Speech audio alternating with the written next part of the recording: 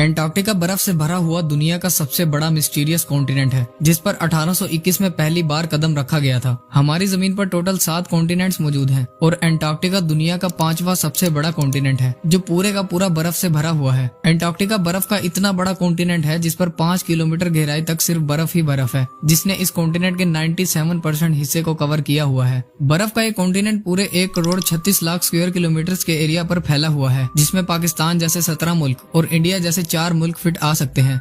इस कॉन्टिनेंट पर इतनी बर्फ है कि अगर वो एक साथ सारी पिघल जाए तो दुनिया भर के समुद्रों की सतह में 200 फुट तक इजाफा हो जाएगा। दुनिया के फ्रेश वाटर का 60% हिस्सा एंटार्क्टिका में आइस शीट्स की शक्ल में मौजूद है। चाहे जून जुलाई का गर्म मौसम ही क्यों ना हो, लेकिन एंटार्क्टिका का टेम्परेचर पूरे साल -50 डिग्री सेल्सियस से -90 डिग्री सेल्सियस तक रहता है, और यही वो वजह है जिसकी वजह से यहाँ जिंदगी की उम्मीद लगभग ना होने के बराबर है। हत्ता कि पूरे एंटार्क्टिका में सिर्फ 2 ATM मशीन ही मौजूद है।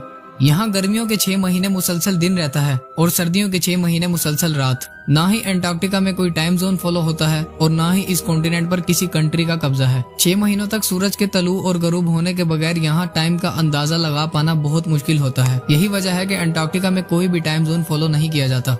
कई लोगों का ये मानना है कि एंटार्क्टिका की इस बर्फ के नीचे कई राज छुपे हुए हैं, और कुछ लोगों का मानना है कि इस बर्फ के नीचे एक दूसरी दुनिया मौजूद है। बाज लोगों का ये ख्याल है कि इस बर्फ की तह के नीचे एलियंस के स्पेसशिप्स फ्रोजन हालत में मौजूद हैं, और कुछ लोगों का ये मानना है कि यहाँ हिटलर की खुफिया मिलिट्री बेस मौजूद है। 11,000 साल पहले एक ऐसा नेचुरल डिजास्टर आया था जिसका निशाना एक ऐसा शहर था जहाँ के लोग खुद को खुदा समझते थे, और वो शहर और कोई नहीं बल्कि अटलांटिस था। कहा जाता है कि अटलांटिस का गुमशुदा शहर भी एंटार्क्टिका पर मौजूद बर्फ के पहाड़ों के नीचे ही कहीं खोया हुआ है। साफ लफ्जों में कहें तो बर्फ के इस कॉन्टिनेंट में ऐसे ऐसे राज दफन हैं जिसके बारे में कोई सोच भी नहीं सकता।